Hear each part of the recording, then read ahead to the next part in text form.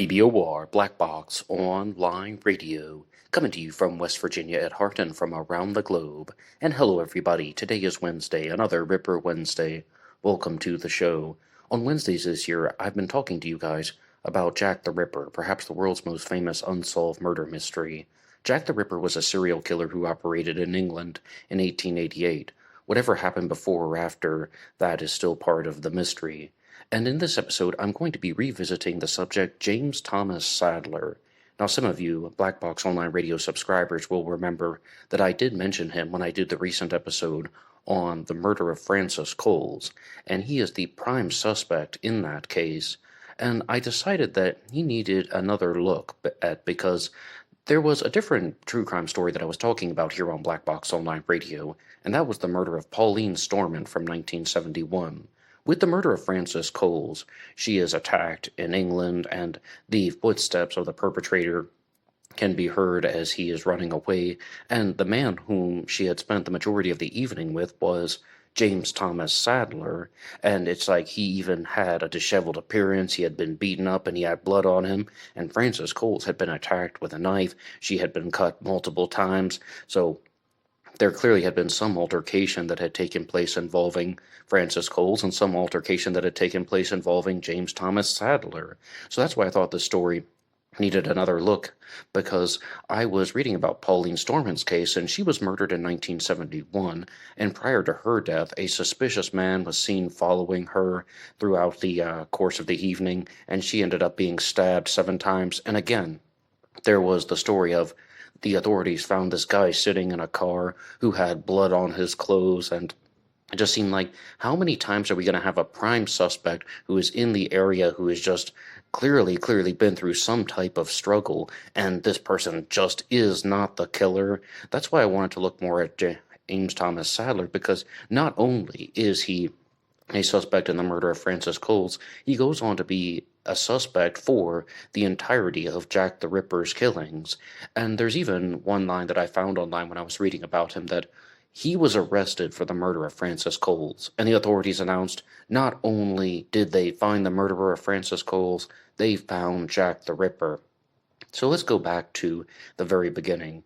Jack the Ripper's crimes definitely began on August 31st of 1888 with the murder of Polly Nichols, then there's the murder of Annie Chapman, then there's the double event on the same night Liz Stride and Catherine Eddowes are murdered, and then there's the murder of Mary Kelly. If we jump forward in time to December 20th of 1888, we have the first of the cases that I've truly explored here on this channel that are unconfirmed Ripper murders, and that's the death of Rose Mylett on December 20th of 1888, and then there's the murder of Alice Mackenzie in the summer of 1889, and then all the way to 1891 we have the murder of Francis Coles. And was the Ripper just getting sloppy? Did he just have cooling off periods? Did he have some type of reason that caused him to explode into rage and go on this killing spree during what is known as the Autumn of Terror in 1888, and then after he committed the murder of Mary Kelly, which was indoors, he began committing other homicides like, as previously stated, Rose Mylett, Alice Mackenzie, and Francis Coles, but those were committed outdoors, and he was so afraid of being interrupted that he would just run off. Rose Mylett was strangled, Alice Mackenzie was cut across the throat, but she also had a very bizarre zigzag mark that had been cut into her abdomen, and Francis Coles was also cut across the throat, and they actually overestimated the number of cuts because the ones that were there were so deep. Well, let's go to casebook.org. There is a very good write-up over there on casebook.org that talks about James Thomas Sadler, and I went through the usual Jack the Ripper websites, and this is the one that stood out to me. And I should warn you guys, though, that this one does list his name as Thomas James Sadler, and even though his first name was James, he went by his middle name, and under the nickname Tom, he was known as Tom Sadler. He was a sailor, and he was also someone who was known to be a regular drinker. He was very irritable when he was drunk and would cause a lot of trouble. Do you think that that would be consistent with Jack the Ripper? And one final piece of introductory information, and that is that he was born in 1838, which would have meant that he was 50 years old at the time of the Whitechapel murders in his late 40s, early 50s. But here we have James Thomas Sadler. At 2:15 a.m. on Friday 13th of February 1891, Constable Ernest Thompson was on patrol between Chambers Street and Rosemary Lane and was just about to enter Swallow Gardens when he heard the footsteps running away in the direction of Rosemary Lane. When he turned into Swallow Gardens, he saw the body of a woman lying on her back, and her throat had been cut, and blood was still flowing from the wound. Upon drawing closer, the constable noticed that she was still alive. Her new black hat lay beside her, and she died on the stretcher on the way to the hospital.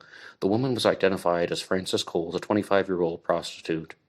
Now, before I say anything else, there is one piece of speculation that Frances Coles was already dead when Ernest Thompson found her, and that she was someone who was, attacked, right? And that the signs of life that were witnessed by PC Ernest Thompson were just the body shutting down and going into shock.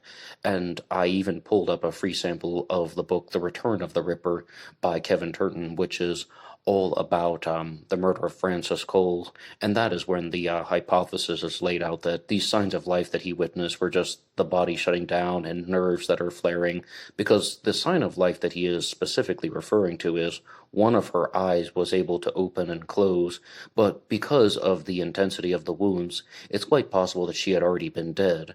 But this is important because Ernest Thompson chose not to go after the killer, because he followed the police procedure that said if the victim is alive, you should stay with the victim. But if he had chosen to go after the killer, he could hear the footsteps. There's a chance that PC Ernest Thompson would have been able to catch the person, and this could have ended part of the Ripper mystery, no matter what. But as far as Ernest Thompson's activities, another thing that I read about him in the book The Return of the Ripper was that he was a very new member of the police force, and he only joined in December. And if this is true, I mean, this is one thing I read, that he was on his first night of solo activity. Like, it was the first time he was on the beat by himself, because this was February, and he had only joined in December. Now we're going to go ahead to this casebook article. The importance of James Thomas Sadler as a Jack the Ripper suspect was confirmed when he was interviewed by Inspector Swanson. The police believed that not only had they caught the killer of Frances Coles, but they had caught Jack the Ripper as well. Sadler was represented by the Seamen's Union, and the case against him fell apart when a young couple named Thomas Fowles and Kate McCarthy came forward to say that they had seen him in a doorway by an individual named William Friday that night. The knife that was in the possession of William Sadler turned out to be an old blunt knife, and when examined it was determined that it could not have been used to cause the wounds to Frances Coles. Sadler was able to account for his movements on the night Frances Coles was murdered. When Sadler had left the Fez, that's the police, he had his wallet, money, and he had his wallet with money of the equivalent of 200 pounds in today's terms. So the reason why William Sadler is so disheveled is it's because he gets beaten up and he gets mugged and he gets his things stolen. I've read two different accounts of the story. One of them is that he was with Frances Coles at the time, and that he met her because he knew her previously. 18 months before her murder, he had spent time with her, so he was acquainted with her, and he met up with her in a public house, and they were just kind of greeting each other as old friends, and they ended up spending the evening together. They were more or less just going from pub to pub, and they were drinking and having a good time, and she was wearing a new black bonnet, and this was very important because the bonnet was actually found near her body, and that was one of the first things that Ernest Thompson noticed. But she was still paying it off, and James Thomas Sadler actually gave Frances Coles half a crown to pay off the cost of that. So they're just going to different places that night. But then, at some point, a woman actually is the first person to hit James Thomas Sadler, and that distracts him, and then a group of men beat him up, and they attack him, and they steal his gold watch. And the one account of the story that I read was that Frances Coles was accused of being responsible for that. Hey, you set me up, something to that effect. And then that's why they have their dispute, and then they part ways. And when I did the episode on the murder of Frances Coles, I read about it in somewhat of a different way. And that was that James Thomas Sadler was attacked by himself. But the reason why I wanted to do this as a follow-up episode was a big piece of evidence was just eyewitness testimony. A big piece of evidence why James Thomas Sadler was not the murderer of Frances Coles and not the murderer of the Ripper victims was eyewitness testimony, because some people saw him in another place. Could they not have been mistaken? Did they not know him? Could they have been covering for him? And even when I did the first episode, I had my doubts about that, because he seems like an extremely strong suspect in the murder of Frances Coles, and there are other suspects in her case, actually. One of them is named James Murray, someone whom she had a very long relationship with, and, I mean, there is the coincidence of both of them having the first name James, but a lot of people in the story had the first name James. Frances Coles' own father was actually named James Coles. But I just want to point out that James Thomas Sadler is not the only person who has some type of connection to this particular story. But what exactly do people make of this thing? And this is my own observation that I have not seen anywhere else. Jack the Ripper operated in 1888. Frances Coles is murdered in 1891. Yet James Thomas Sadler knew Frances Coles a year and a half before she was murdered, so around the time of 1890, 1889. And if that's the case, and this person actually was the Whitechapel fiend, this person actually was someone who was going after women, trying to murder them because of some sick and twisted urge, why didn't he murder her then? I mean, I think that's a big strike against him as Jack the Ripper, if he's actually part of some type of murderous plot to just go after women, and he has this type of uncontrollable rage, the way that a lot of people believe that the Ripper did. That's what I think would have happened. I think she would have been either murdered or some type of attempted murder would have taken place before. Now, that does not mean for a second that he didn't murder Frances Coles in 1891. That's a strike against him being Jack the Ripper. Now, here is something else. James Thomas Sadler was 50 years old at the time of the Whitechapel murders, and I think that that's a little bit old to be someone who is the Whitechapel fiend, because I think Jack the Ripper was much closer to age 30 rather than age 50. He is just someone who is perhaps a little bit more mobile, definitely someone who is, I mean, just perhaps has a little bit more physical capabilities. Now, some 50-year-olds can be in excellent shape, but I just think that there's also things like testosterone, energy. I think all of that points towards someone who is perhaps around age 30 as opposed to age 50, but age 50 is not impossible to be Jack the Ripper. And there is a challenge question that is in the book, The Return of the Ripper, and you guys know that I cannot resist this, and that is that James Thomas Sadler goes to a pub called the Phoenix, and he is drinking there, and that is where he is arrested for the murder of Frances Coles, and ultimately, he is let go. He is released, and he is not convicted of the crimes. And some people think, oh, they found the murderer, they found Jack the Ripper. No, he is not convicted of any of this. But the thing that is put forward in the book, The Return of the Ripper, is, if he were guilty, why did he stay? Why did he stay behind? He knew that he would have been arrested for the murder of Frances Coles because he spent her last night with him. He knew that the authorities would have zoned in on him, and he didn't seem to put up much of a struggle for his arrest. Did he do that because he knew that he was innocent? And, I mean, that's the challenge question that has been asked, and my answer to that is no, absolutely not. You cannot look at that type of behavior and think that that is a clue in favor of someone's innocence or a piece of evidence in favor of someone's innocence, because it is all about how sociopaths function. If someone actually were a sociopathic serial killer, their instincts might lead them to try and talk their way out of it, to try and play mind games the way that a sociopathic serial killer would. Just because someone stayed behind and was drinking in a pub and just acting like they didn't do anything wrong does not mean for a second that they weren't the murderer. Now, James Thomas Sadler is a reasonable suspect in the murder of Frances Coles, despite everything that you've heard to the contrary. I still think there's a chance that he did it, although there's evidence that goes in both ways, and I think that that is somewhat unfortunate that we will most likely not get an exact answer. But there is another post on casebook.org that talks about the direct testimony of James Thomas Sadler about what happened on the night of the murder of Frances Coles, and her death was known as the Swallow Gardens murder. James Thomas Sadler of the Davies boarding house in East Smithfield says, and this is the quotation. I am a fireman and generally known as Tom Sadler. I was discharged at 7 p.m. on the 11th from the SS Fez. I think that I had a drink of Holland gin at Williams Brothers at the corner of Goulston Street. I went there at 8:30 p.m. to the Victoria home. I then left and went into the Princess Alice between 8:30 and 9 p.m. That's a pub. And I saw a woman whom I had known previously. Her name was Frances. I had known her for 18 months. And I think that means that he met her 18 months ago because, of course, he said that he was on the SS Fez. I first met her on Whitechapel Road, and then we went to Thrall Street, a lodging house, and I stayed with her all night, having paid for a double bed at the lodging house. I don't remember the name of the lodging house, but I went there with her. I then took her to a ship of the name that I don't remember now, and I did not see this woman again until I saw her again in the Princess Alice pub. I recognized her. I beckoned her over to me. There was nobody with her. She asked me to leave the pub, and then she had got a little money. The customers in the pub expected her to spend it amongst them. Frances and I left and went to the White Road Chambers between 11 and 12, and we went to a number of different public houses, the Bell on Middlesex Street, and we stayed there for about 2 hours drinking and laughing. When in the bill, she spoke to me about a hat that she had paid off.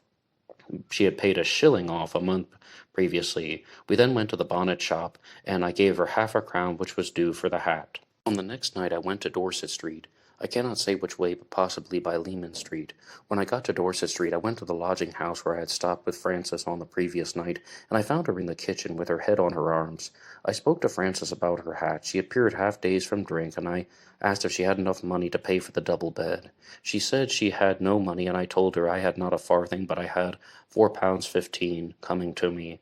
I asked her if she could get trust, but she couldn't. I went to the deputy and asked for a night's lodging on the strength of the money I was to lift the next day, but was refused. I was eventually turned out by a man and left Frances behind in the guest house. I then went, to the best of my belief, toward London Hospital, about the middle of Whitechapel Road, and a young policeman stopped me and asked me where I was going, as I looked like I was in a pretty pickle. I said I had 2 doings last night, one in Spitalfield and one at the docks. I said that I had been cut and hacked about with a knife or bottle. Immediately I mentioned the word knife, and then he said, "Oh, you have a knife about you," and here and there they searched me. I told him I did not carry my knife. My shipmates, one Matt Curley and another named Bowen, know that I have not carried a knife for years. The policeman helped me across the road toward the hospital gate, and I spoke to the porter, but he hummed and hawed about how I began to abuse him. However, he did let me in, and I was into the accident ward, and had the cut on my head dressed. The porter asked if I had any place to go, and I said no. He let me lay down on a couch in the room where the first accidents are brought in. I can give no idea of the time I called at the hospital. When he let me out, somewhere between 6 and 8 in the morning, I went straight to the Victoria on the Upper East Smithfield, and stayed there all day as I was miserable. The furthest I went was the Phoenix, about 12 doors off. I spent the night there, and I was there this morning. I had gone to the Phoenix this morning to have a drink, and I was beckoned to come out here. And I came. And to come out here, he means to talk to the officials. And this is the stuff that's more relevant to the Ripper case. And these are the discharges that were provided by James Thomas Sadler, where he is trying to provide some type of alibi to show that he was not Jack the Ripper. And it shows that he was on the ship, the SS Fez, on November 2nd of 1890. He was also away at sea on September 9th of 1890, on July 15th of 1890, on May 27th of 1890, on January 10th of 1889, and then on February 2nd of 1888, on August 17th of 1888, and on May 5th of 1887. So, I mean, if he is away at sea in August of 1888, and in another source it says he doesn't return until sometime in October, he's away at sea at the time of multiple Ripper crimes. Now, again, this does not mean 100% that he didn't do it, and you have to go through some serious verification processes, but it appeared that they had the documentations to show that he was not in the area at the time of the Ripper crime. So in terms of being a Ripper suspect, extremely low on the list. Now, as far as being the murderer of Frances Coles, in one source it says that he carried a knife, but it was too dull to have been the murder weapon. And you just heard his own testimony that he didn't carry a knife and he hadn't carried a knife for years. So I think for us in the 21st century, we just have some conflicting information. And I'm going to be very honest with you. Part of me still believes that he might have done it. I mean, it's possible that he was the murderer of Francis Coles, and it's also possible that he just experienced some tragedy and misfortune. And I think that from reading his testimony, it sounds like he's assaulted twice. He gets into this altercation with people while he's with Francis Coles, and then he is somewhat of a mess, and then he goes trying to talk to her at the lodging house, then he leaves, and he is assaulted again, and then when he's picked up, he's even in a worse condition. That's what I think happened, listening to these different viewpoints in the story. Now, it's quite possible that some people made some mistakes in terms of the witness identification and that he actually was the killer. I'm really about almost 50-50, but if I have to make a definitive statement, I would say that I don't think that he did. If we say 51% innocent, 49% guilty, that in terms of being the murderer of Francis Coles, because there is evidence that shows that he might not have done it. In terms of being Jack the Ripper, I think maybe about 2% or 3%.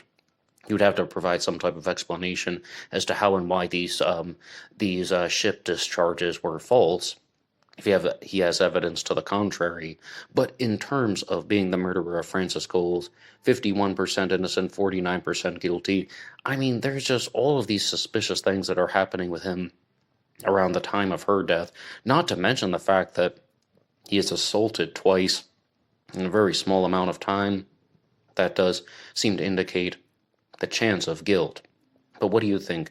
What do you think about James Thomas Sadler, also known as Tom Sadler, as a Ripper suspect and a suspect in the possible Ripper crime, the murder of Francis Coles? Please put anything you want in the comment section down below. And ultimately, it seems that the police can have a prime suspect, and sometimes it turns out that the prime suspect was innocent. And when you read through true crime books and anthologies and all of the different intros to cases, you often find that they don't have a conviction, but they think they know who did it. And sometimes it is that person, sometimes it isn't, and it really becomes very difficult for us who are trying to figure these things out to get a definitive answer. But what do you think about James Thomas Sadler as a Ripper suspect and the murderer of Francis Coles suspect? Please put your ideas in the comment section down below. Anybody can write the show at BlackBoxOnlineRadio@AOL.com. You can also get me on Facebook. My personal Facebook is in the description box. And there is always BlackBoxNed88 over on Instagram. And you can hit the like button and subscribe. It really helps out the channel. And if you would like to support this show, you can go over to BuyMeACoffee.com. BuyMeACoffee.com/BlackBoxNed88 allows you to make a donation or contribution to help the show, and anybody who makes a donation will get a shout out on Zodiac Monday. That's all for me now. Until next time.